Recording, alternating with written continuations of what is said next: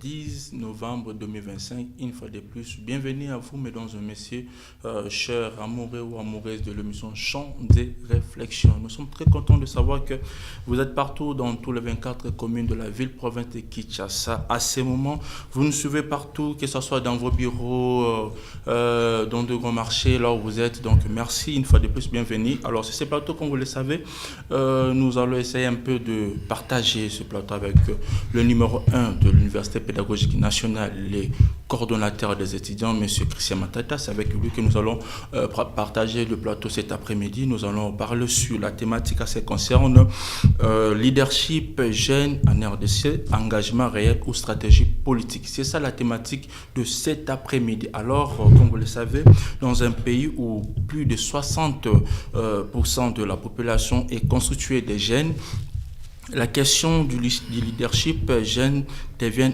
incontournable. Alors, aujourd'hui, plusieurs jeunes accèdent à des postes politiques, donc vous le savez déjà, et il y a plusieurs jeunes qui sont même dans des postes politiques ou prennent la parole sur la scène publique, mais derrière cet engagement, après, faut-il avoir un engagement, vous allez dire, derrière cet engagement, apprendre, faut-il avoir une prise de conscience réelle ou simplement une stratégie utilisée par le parti pour séduire la population. Alors, il y a des jeunes qui se disent que non, voilà, il est temps pour nous de faire la politique. Certaines personnes deviennent même des candidats. C'est qu'il ne faut pas oublier, nous l'avons vécu l'année passée aux élections de 2023-24. Il y a eu des jeunes qui ont postulé même dans des postes clés, députés provinciaux, députés nationaux, des conseils municipaux. Aujourd'hui, ces jeunes occupent des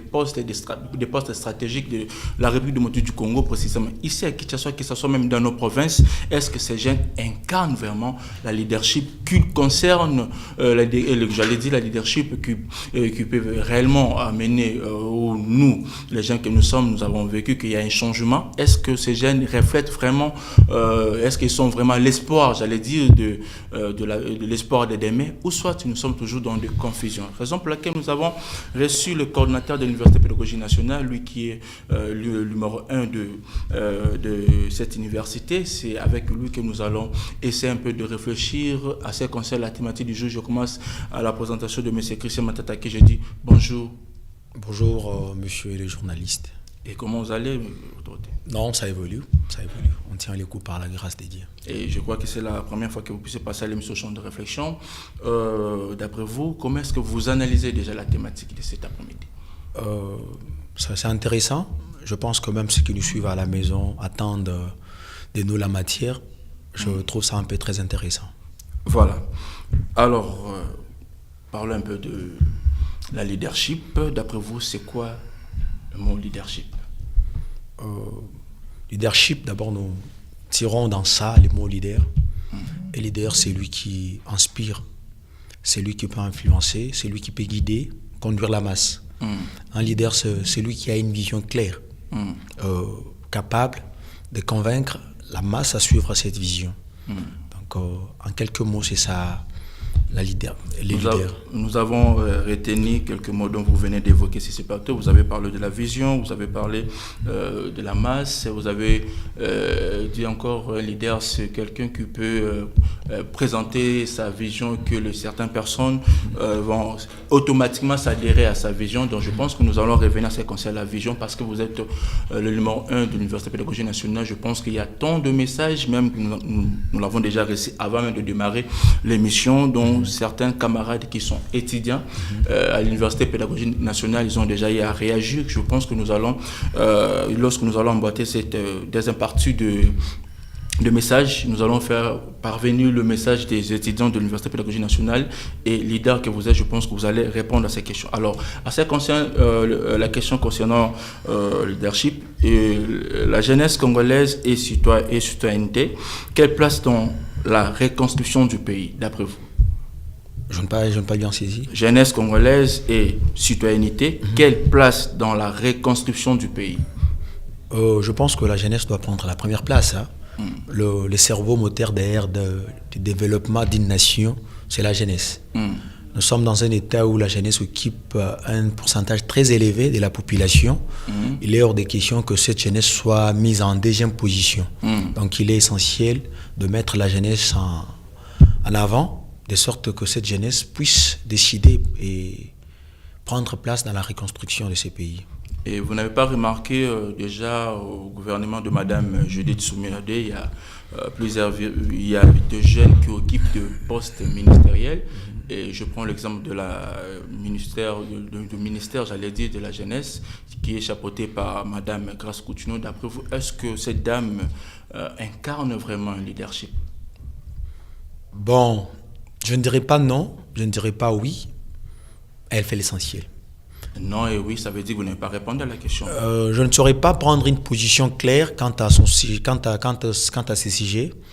La ministre fait l'essentiel. Elle vient d'arriver. J'espère que c'est pour une première fois qu'elle gère un ministère aussi essentiel comme le ministère de la jeunesse. C'est un ministère souvent négligé par certaines personnes. C'est parmi le ministère clé parce que c'est le ministère qui gère même la crème, l'avancement du pays, dans les noyaux, les cerveaux moteurs même du décollage de ces pays. Je pense que la dame essaie de mouiller les maillots. Elle est pendant des consultations, elle part par-ci par-là. Je pense qu'au final, elle va faire un rapport final, essayer de trouver des solutions quant aux besoins et attentes de la jeunesse. Je dirais qu'elle s'est débrouillée pas mal. Et dans quelques mois, si je ne me trompe pas, il y aura remaniement. Vous pensez qu'il sera encore dans ses postes? C'est le président a les monopoles. C'est le pouvoir discrétionnel du président de la République. Je pense que le président dira un mot final, si elle a bien travaillé. Vous voulez l'avoir encore conduit cette ministère de la jeunesse? Je ne saurais pas souhaiter le départ d'une personne, jeune que moi. Si c'était moi à cette place, je n'aurais jamais souhaité que les gens souhaitent mon départ. Alors, comme elle est là, je ne peux que la souhaiter une longue vie à ce ministère. Donc, si le président décidait autrement, elle va partir. Mais si le président décidait qu'elle reste là, je pense qu'elle va diriger ce ministère encore dans les jours à venir jusqu'à la fin du régime. Voilà. Leadership jeune en RDC, engagement réel ou stratégie politique, que pensez-vous? Pour moi d'abord, le mot leadership c'est une vocation. C'est une vocation, j'ai toujours été passionné de la gestion de la chose publique par le pouvoir, j'ai toujours été passionné. Je pense que leadership et engagement de la jeunesse, selon certaines personnes, c'est une stratégie politique. Selon d'autres personnes, c'est un engagement réel pour servir la communauté, pour servir la jeunesse que nous sommes. Je dirais simplement que ceux qui se disent leaders pour des profits ou des intérêts personnels marchent à côté. Marche à côté, pourquoi? Il y a plusieurs attentes, il y a plusieurs besoins. Aujourd'hui, nous voyons des jeunes qui se mobilisent de part et d'autre, qui prétendent être des leaders, qui se pointent à l'horizon, qui disent qu'ils vont nous représenter. Mais malheureusement, toutes ces personnes viennent avec des discours simplement pour accomplir ou concrétiser des intérêts, séduire la population, afin de concrétiser ou réaliser les rêves individuels. Je pense que la jeunesse que nous sommes, les leaders que nous avons choisis, ce n'est pas cette catégorie de leadership. Nous avons choisi une catégorie de leadership un peu essentielle, un peu utile. Donc le leadership qui va servir la communauté, qui va répondre aux attentes et aux besoins de la jeunesse, qui va satisfaire les attentes de la jeunesse. Nous sommes jeunes, nous savons le besoin, nous savons le souci, les besoins, les difficultés. Nous savons bien que si Dieu faisait grâce et qu'on occupe... C'est quoi les besoins de jeunes? L'accès à des fonctions, l'accès à des cercles de prise de décision. On peut donner des fonctions à tout le monde parce que ça fait partie des besoins. On ne peut pas donner des fonctions à tout le monde, mais aujourd'hui, il est important et évident de rappeler que l'intégration pose problème. Pour quitter l'université, intégrer des postes politiques, intégrer des fonctions élevées dans ces pays, je pense qu'il faut mouiller les maillots. Et comment est-ce qu'il faut mouiller les maillots pour obtenir des postes? Déjà, nous sommes dans un pays où la guerre générationnelle pose problème. Il y a un système qui est déjà mis en place. Deux vieux qui sont là essaient de s'imposer. La jeunesse aussi essaie de s'imposer. Et il y a une guerre générationnelle. Pour avoir de l'espace, il faut courir derrière X. Il faut avoir un carnet d'adresses, il faut passer par Y pour s'imposer. Au cas contraire, vous aurez un diplôme, vous resterez à la maison avec ce diplôme, vous êtes compétent, vous resterez à la maison avec cette compétence. Oui. Moi, je connais pas mal de personnes qui sont très compétentes, très intelligentes, mais parce que la guerre générationnelle s'impose, parce que l'environnement ne laisse pas de l'espace à ces jeunes de s'imposer ou de prouver de quoi ils sont capables. Ils sont restés à la maison. Vous êtes jeune, vous êtes un leader aussi. D'après vous, lorsque vous voyez qu'il y a la guerre de vieux et de cette nouvelle génération, qu'est-ce que vous proposez aux jeunes? Je pense que ça va repartir. C'est la plus bonne des choses. Les vieux doivent comprendre qu'ils ont marqué leur époque. Et ils doivent apprendre à laisser de la place. Si le vieux n'arrive pas à comprendre, c'est que vous le dites. Le problème aussi revient à l'État. C'est une question qui doit être réglementée au niveau de... C'est une question qui doit être réglementée. Il est anormal, hors des questions, qu'un vieux de 80 ans soit toujours éteigné dans la gestion ou soit toujours actif dans la gestion de la chose publique. À l'âge déjà des 65 ans, je pense que le vieux doit apprendre à partir. Il a 65 ans, il s'est dit, bon, ça va pour moi, je dois me retirer de la scène publique et laisser les jeunes travailler. Mais quand je vois des vieux à 70 ans, 80 ans, 85 ans se battre pour avoir des postes, je me dis, mais... C'est dans ces moments que le jeune doit réellement se tenir par la main pour revendiquer et faire en sorte que le vieux puisse aller se reposer. Et sur le plan logique, vous allez remarquer parfois, certains vieux ne veulent pas céder de poste. Pourquoi? Parce que y a une jeunesse faible, les gens ne peuvent pas vraiment se réveiller et revendiquer ce qui les appartient. Alors, d'après vous, étant que lutteur que vous êtes, qu'est-ce que vous proposez à la jeunesse congolaise pour réclamer ce qui les appartient?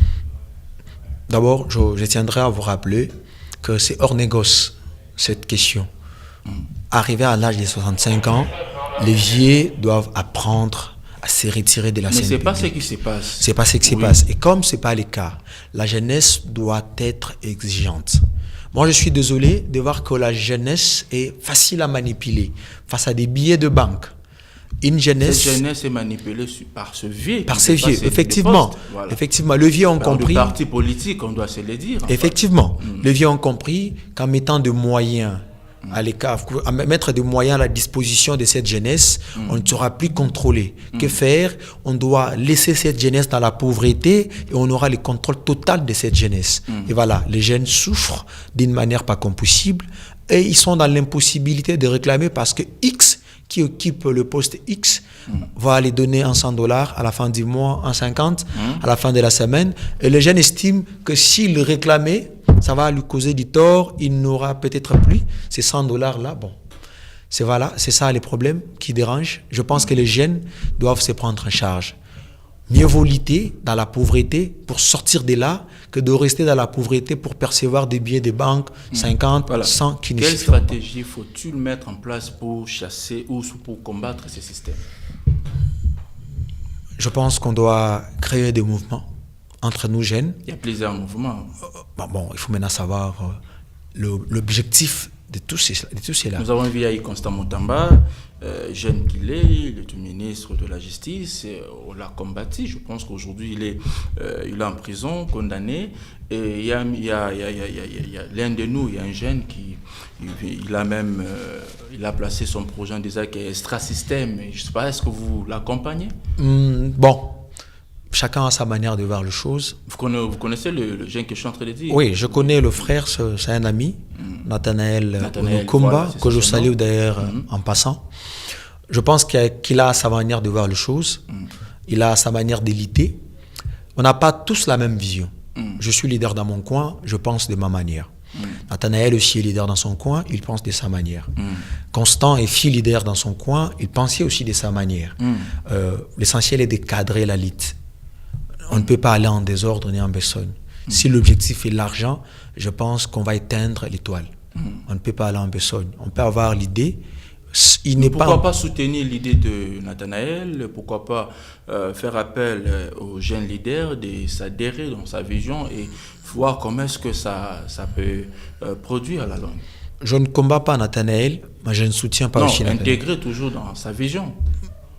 Bon, je pense qu'il a déjà beaucoup de personnes autour de lui. Il y a les camarades d'Eredi, il y a Ephraim à ses côtés, il a Ig Bolole, il a pas mal de gens autour de lui. Je pense que ça va déjà. Il n'est pas dit que nous empruntions tous le même chemin.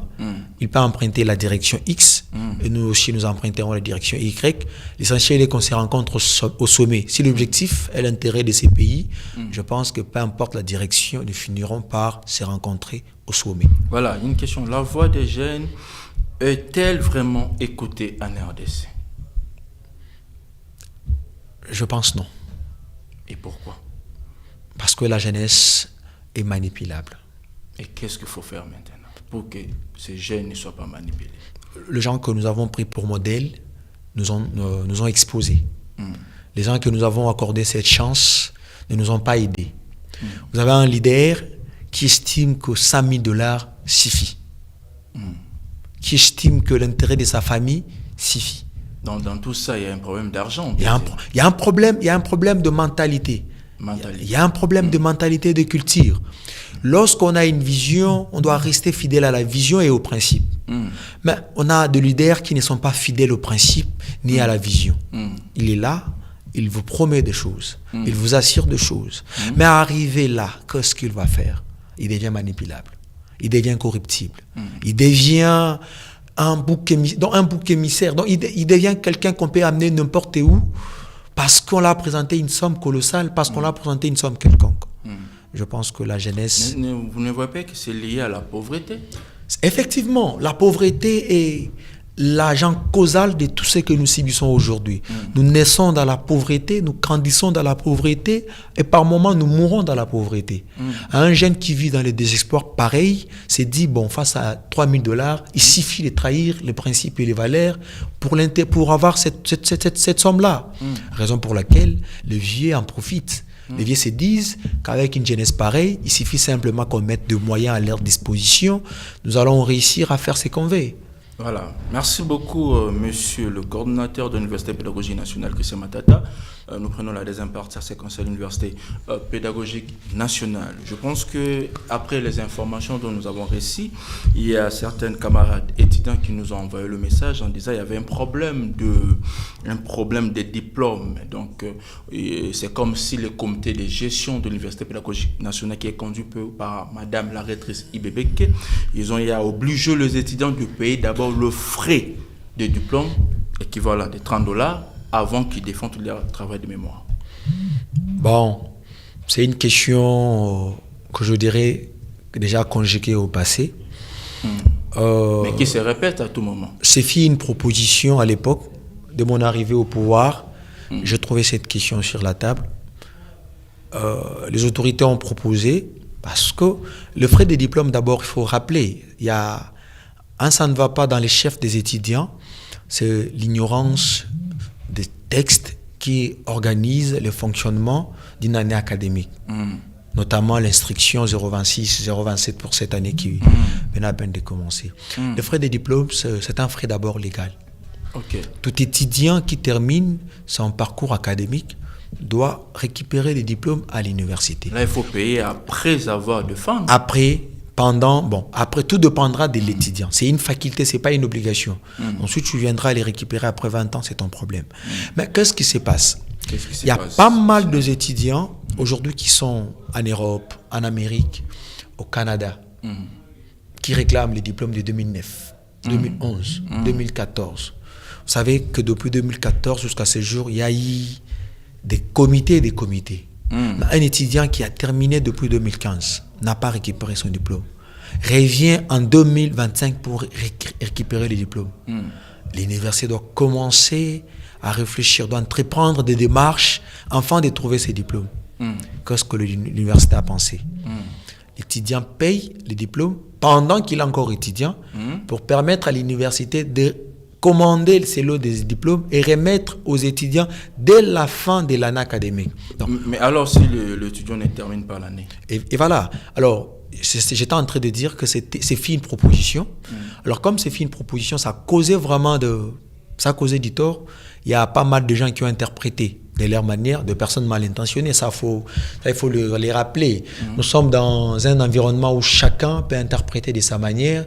Les gens sont prêts à paraphraser les dires des autorités. Il y a ceux qui ont dit c'est une obligation. Il y a ceux qui ont posé aussi cette option au cas où l'étudiant ne finissait pas l'année académique. À mon niveau, j'ai essayé de proposer à l'autorité. L'autorité a compris. Il a dit bon, ça ne peut pas poser de problème. Nous retirons la décision. Ok, voilà. L'autorité a retiré la décision. D'ailleurs, il est libre et possible à tout étudiant d'aller payer les frais académiques sans condition quelconque. L'étudiant ne peut que payer le frais académique, le frais d'enrôlement, le frais des stages, le frais de... Voilà. Vu que vous avez parlé, vous avez cité même le frais d'enrôlement, il y a un problème qui se pose. Il y a certains camarades qui ont payé le frais d'enrôlement en 28 000 francs, c'était l'équivalent de $10 à l'époque.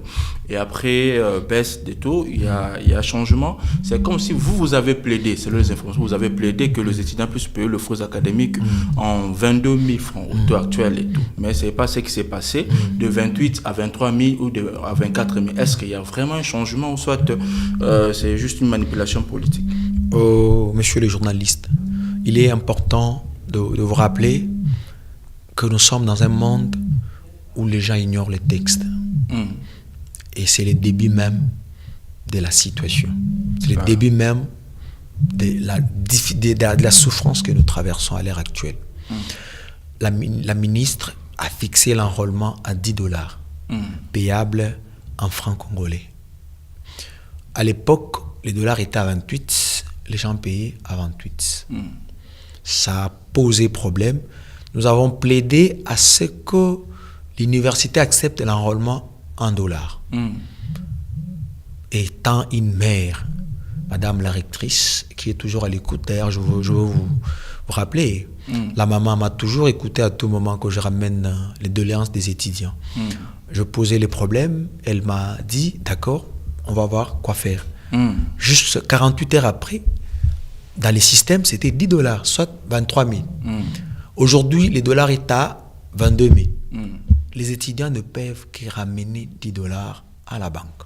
C'est la moindre des choses. Juste $10. $10. Ils vont plus payer en francs congolais. En lieu et place de payer en francs, il y a une possibilité de payer en dollars. Payer carrément en dollars. Que de chercher de midi à 14h. Les étudiants se compliquent la tâche. Parfois, les étudiants vivent au travers des spéculations. On a dit, on a entendu. Qui a dit?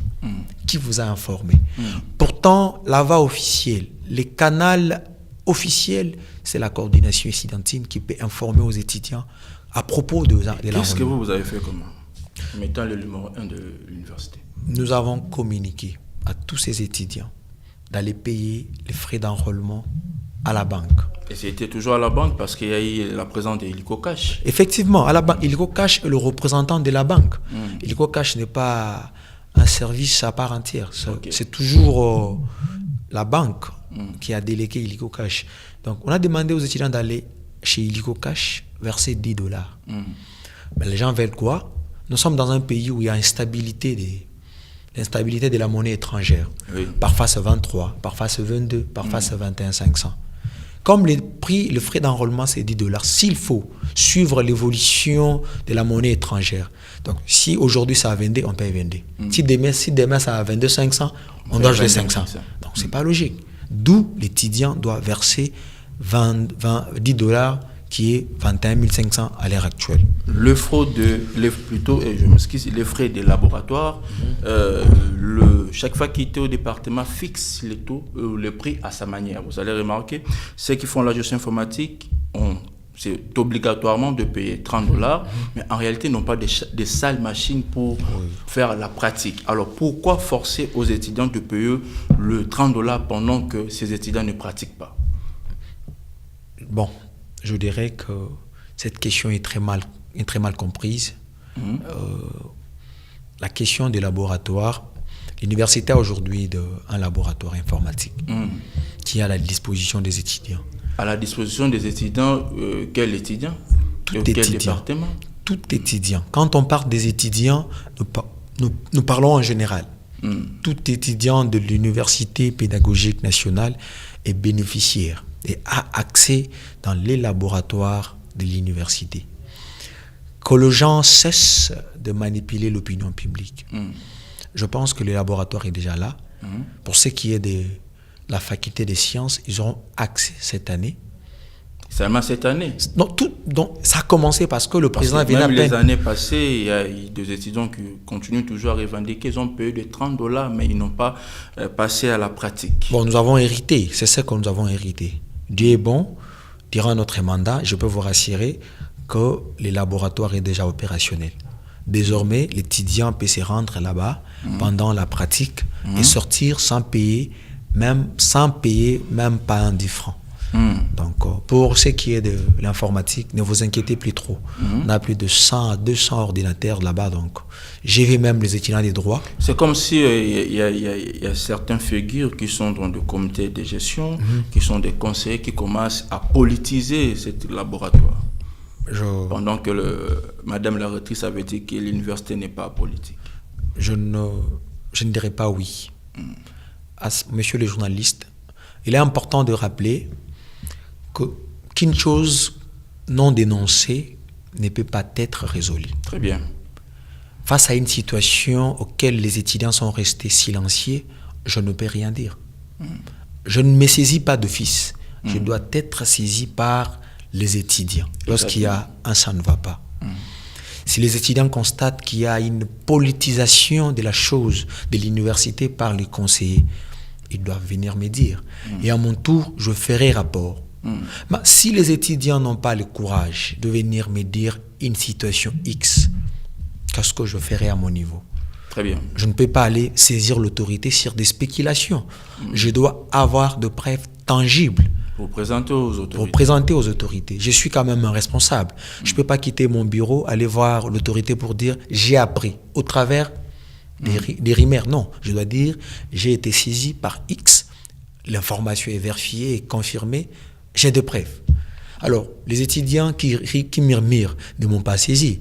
Je pense qu'ils doivent venir me voir, si c'est le cas. On va toujours essayer de trouver une solution. Mais je n'affirme pas parce que je n'ai jamais été saisi quant à ces sujets. Voilà, merci. Monsieur le coordonnateur, le numéro 1 de l'Université pédagogique nationale, à ce qui concerne, il y a une autre question dont j'aimerais vous poser, parce qu'il y a tant de messages dont les camarades étudiants qui nous envoient souvent, nous sommes obligés de lire ces messages et de vous poser leurs questions. Alors, il y a quelqu'un qui nous pose la question concernant la délibération à l'Université pédagogique nationale. Il y a un système dont vous avez introduit qu'on appelle SysNet. Comment est-ce que ce système fonctionne? Je tiens d'abord à éclairer l'opinion. Nous sommes en 2025. Le monde voyage du manuel pour les numériques. L'université, habituée hier avec le système manuel, a du mal à accepter l'installation de la digitalisation, le numérique. Les étudiants, les apprenants, les apprentis, je peux dire, les encadreurs.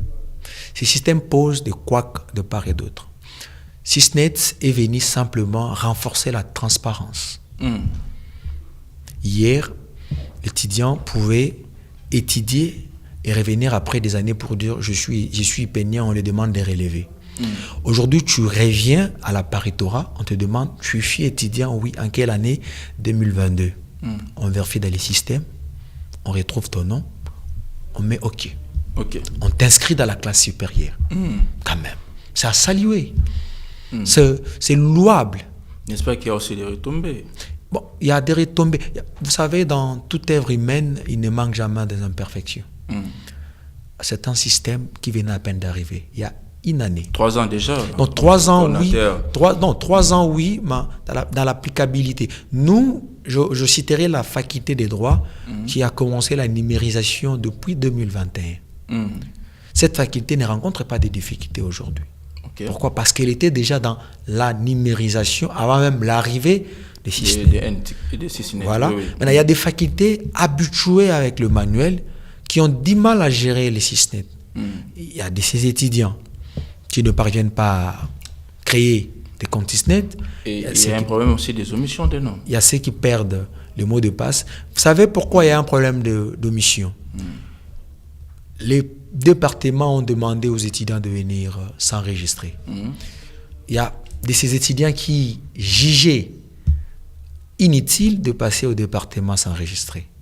Or, l'enregistrement avait pour objectif de mettre tout le monde dans le système.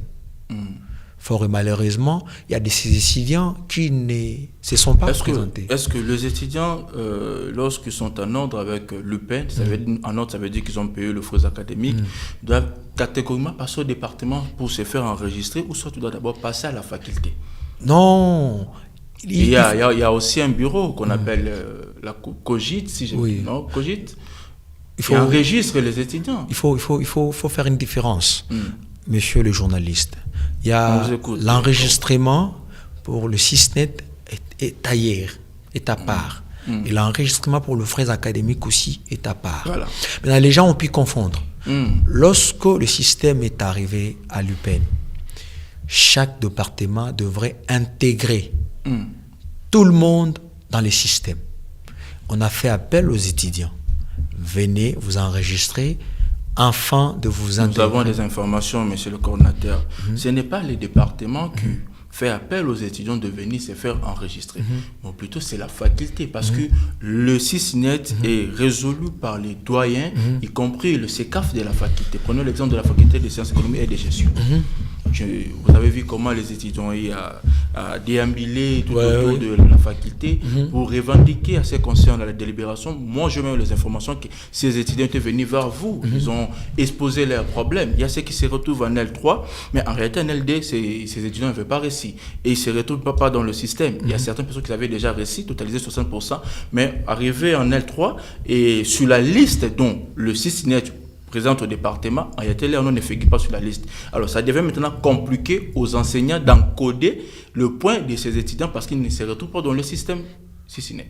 Bon, comme je l'ai souligné au départ, toute œuvre humaine a toujours des imperfections. Et les imperfections, les étudiants, parfois ont la culture de passer des promotions sans voir les résultats. Ça, c'est un défaut. Ça, moi, je ne soutiens pas.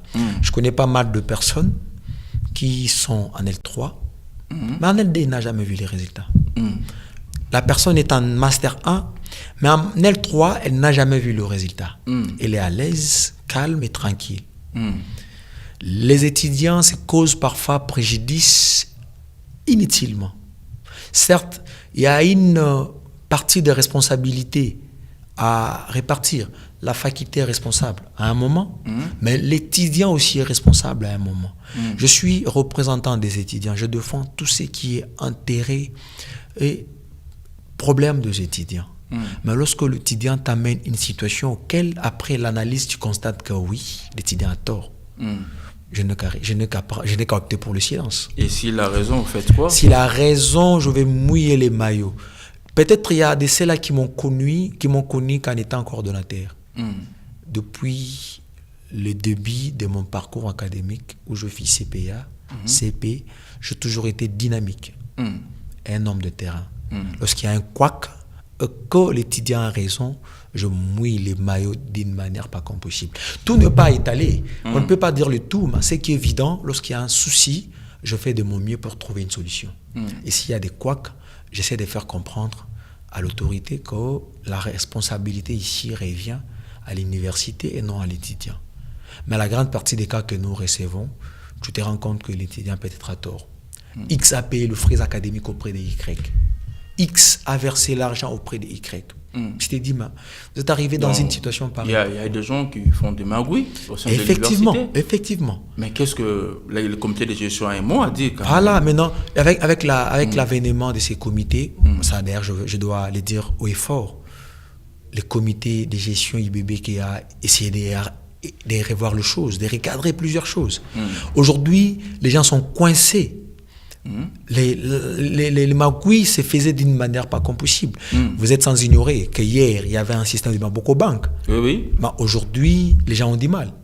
Tous ces gens qui vivaient au travers... Il y a la présence de la digitalisation. Voilà, il y a la présence de la digitalisation. Maintenant, dites-moi, l'étudiant qui en G1 avait payé auprès de Y, ça a marché. En GD, avec l'avènement de la digitalisation, l'étudiant ignoré, cet étudiant n'a pas encore donné l'argent à Y. Et cette fois-ci, l'étudiant est bloqué. Mais comment est-ce que ça a marché pendant que l'étudiant amène l'argent, il donne à quelqu'un qui n'est pas habilité au moins de recevoir cet argent, et le jour de la délibération, il passe aussi des classes. Voilà, ça c'est un cas passif. C'est pas du présent. Là, je parle de l'époque. C'est du passé. Je l'ai évoqué juste pour éclaircir au moins les avancées du comité de gestion. Quand je parle de l'époque, moi, quand je suis arrivé à l'UPEN, je connais des gens qui ne passaient pas par la banque. Mais à la fin, les choses marchaient comme si tout était bon. Mais avec l'arrivée du comité, avec la digitalisation, on doit saluer la digitalisation. En tout cas, combattre la digitalisation, c'est être camarade de l'anti-Valère. Vous avez suivi l'intervention du professeur Yaouid. Lui, il est contre ces systèmes. Il est contre. Il est contre même si vos histoires d'antiques. Il est contre la digitalisation. Il est contre aussi le système LMD. Bon, la question du système LMD relève de l'autorité compétente. Exactement, très bien. Relève de l'autorité compétente. En tout cas, je le saurai que les grands se battent entre eux. Nous ne sommes que des apprenants. Je dois faire ma part, finir les études et affronter l'avenir demain. Si je serai ministre de Chi, là, je prendrai ma position. Comment est-ce que vous préparez votre futur? Parce que dans 3 ou 4 jours, vous allez défendre. C'est que sûr, un homme prépare toujours l'avenir quand il est encore étudiant. On est là, on se prépare, on essaie de se positionner quelque part, mais tout en évitant d'exposer à la face du monde ce que nous sommes en train de faire en coulisses. Voilà. Une question très simple à répondre même. Est-ce que vous êtes prêt maintenant d'organiser les élections à l'Université pédagogique nationale? Entrer et partir, c'est le principe de la nature. Lorsqu'on arrive au pouvoir, il y a une personne qui me disait il faut préparer les départs dès lors que vous accédez au pouvoir. Très bien.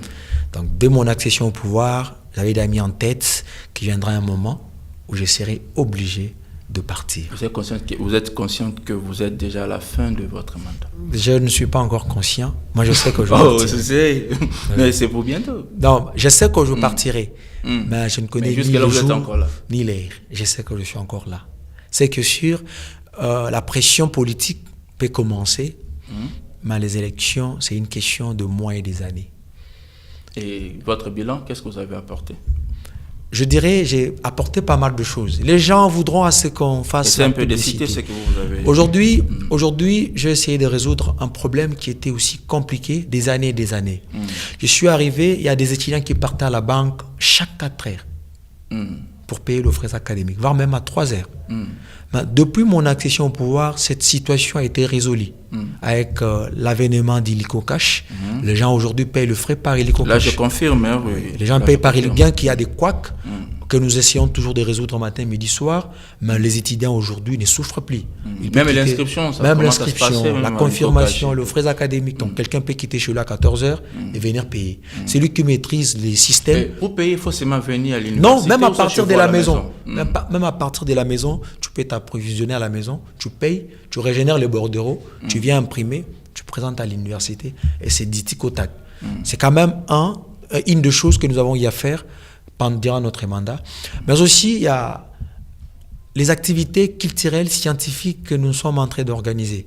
Je pense que vous avez vu, autrefois, nous avons organisé pas mal de conférences. Oui. Nous avons invité la porte-parole du chef de l'État, Madame Tina Salama, qui a d'ailleurs honoré notre invitation. J'en profite d'ailleurs pour dire merci à ses services. Il y a bientôt, il y a le gouverneur de la banque qui va répondre présent à notre invitation.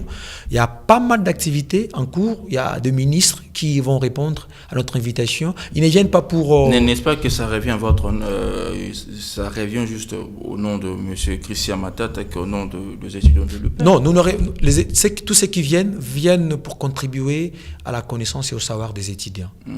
Imaginez, Madame Tina est venue, elle a contribué. Le gouverneur de la banque viendra, d'ailleurs, vous êtes de l'économie. Il est beaucoup plus spécialisé en économie. Il va aborder la question de l'économie, la question monétaire. Même les taux d'échange. Même les taux d'échange. Il y a l'excellence VPM Kokosamba qui nous allons aussi inviter. Oui. Il y a pas mal de gens que nous inviterons qui aborderont des questions liées à la science. Comment est-ce que vous faites pour que ces autorités se présentent dans vos conférences? Nous avons un laissez-passer. C'est la coordination. La coordination, c'est toute une institution. Parce qu'il y a eu des gens qui sont passés par là, mais n'ont pas pu inviter toutes ces autorités. Bon, chacun a sa manière de manager les choses. Je pense que mon équipe, que je salue d'ailleurs en passant, mon équipe travaille chaque jour pour atteindre toutes ces personnalités et les inviter à l'UPN. Je pense que vous verrez le mois de décembre, nous allons vraiment vibrer. On aura pas mal de conférences avec des grandes personnalités qui viendront, pas pour la visibilité, mais pour la science. D'ailleurs, j'en profite aussi pour annoncer une activité qui va s'organiser dans quelques jours, Expo IPN.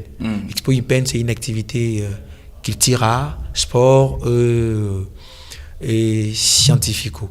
Donc, ça va réunir plusieurs catégories d'activités. Il y aura la science, il y aura la culture, il y aura les sports.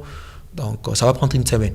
C'est quoi la vision de Christian Matata? La vision est claire. Représenter l'étudiant, défendre et vendre l'image de l'UPN partout où nous passerons. Nous sommes les ambassadeurs de l'Université pédagogique nationale. Aujourd'hui, partout où nous passons, lorsqu'on dit aux gens que nous sommes ressortissants de l'UPN, c'est bien beau. Mais il faut se dire quelle est la perception et quelle façon, quel regard ces gens ont sur les ressortissants de l'UPN. Moi, je suis là pour promouvoir l'image, ramener plus haut les flambeaux de l'université. Ça, c'est le plus grand combat. Chercher des partenaires de part et d'autre. J'apprends qu'il y a des entreprises qui ne veulent pas recevoir nos camarades étudiants pour les stages. Et nous, on se bat. Et surtout de l'UPN. Oui, et surtout de l'UPN. Nous, on se bat. On est sur terrain matin, midi, soir. Pour obtenir des quotas. On était chez Marsavco, on a échangé. Nous partirons encore à la CNSS. Nous partons presque partout pour échanger sur la question de quotas. Et il y a ceux qui nous disent oui, il y a ceux qui nous disent on verra. Mais partout où nous obtenons quelque chose, on délègue toujours nos camarades étudiants. Il y a pas mal de camarades que nous avons délégués dans des entreprises pour le stage. Ils ne viendront jamais le dire. Et nous aussi, on ne le dira jamais. Mais quand même, nous fournissons l'effort de faire l'essentiel. Voilà, on nous signale déjà à la régie, il nous reste juste 3 minutes. Qu'est-ce que vous lancez comme message aux étudiants de l'université pédagogique, M. Christian Matata? Aux camarades étudiants et étudiantes de quitter les terrains de spéculation. L'élite de demain doit toujours apprendre à analyser, comprendre avant d'aborder une question. Se fier au canal officiel, aux autorités établies. Lorsqu'il y a un souci, ils doivent toujours passer nous voir. Une personne qui ne dénonce pas un mal est complice de ces mal. Très bien. La coordination ne se saisit pas d'office. La coordination doit être saisie pour trouver des solutions. Tout étudiant qui rencontre des difficultés doit passer nous voir au bureau. Nous sommes accessibles. D'ailleurs, mon numéro, je l'ai toujours donné à tout le monde. Accessible. Venez au bureau, on va trouver des solutions ensemble.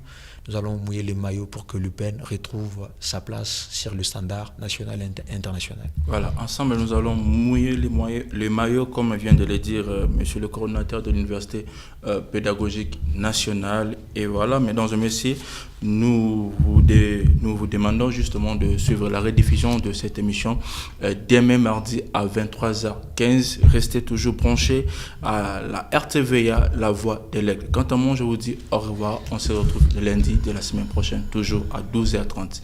Bye bye, que Dieu vous bénisse et que Dieu bénisse la République démocratique du Congo. Merci. Merci.